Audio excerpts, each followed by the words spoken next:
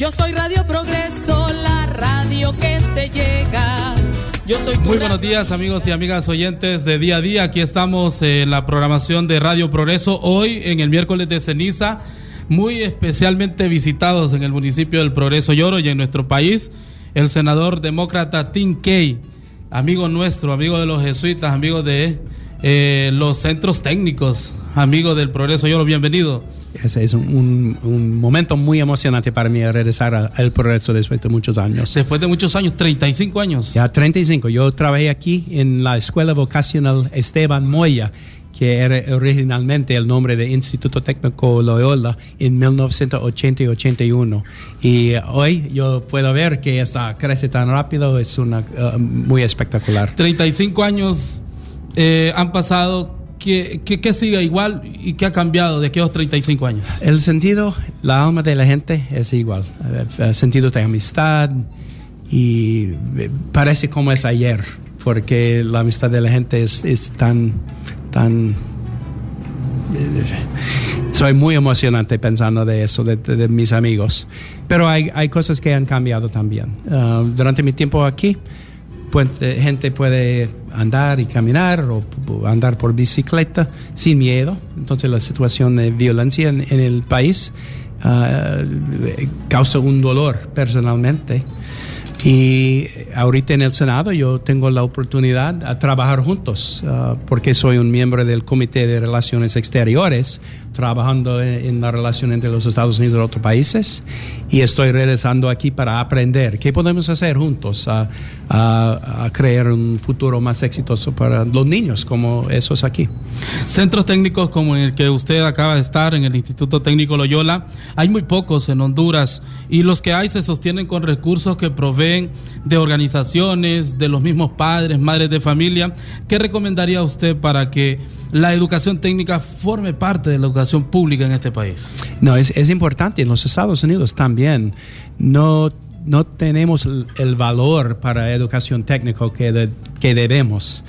Pero en los Estados Unidos yo estoy trabajando a aumentar cursos técnicos en nuestros colegios. Y Instituto Técnico Loyola es un ejemplo aquí. Hay otros, pero no tantos, ¿verdad?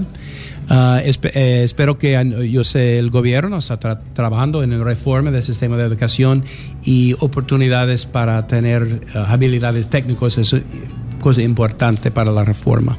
¿Qué le satisface de Honduras y qué le preocupa de este país? Pues lo mismo cosa que preocupa gente en toda parte del mundo. Gente quiere un futuro bueno para su familia, para desarrollo de su vida personal y desarrollo de la economía. En el año pasado en los Estados Unidos tuvimos esta crisis de los niños que están viniendo a los Estados Unidos, de Honduras y otros países, pero es importante para nosotros no solo tener paredes, pero trabajar juntos con naciones a construir oportunidades, especialmente para jóvenes.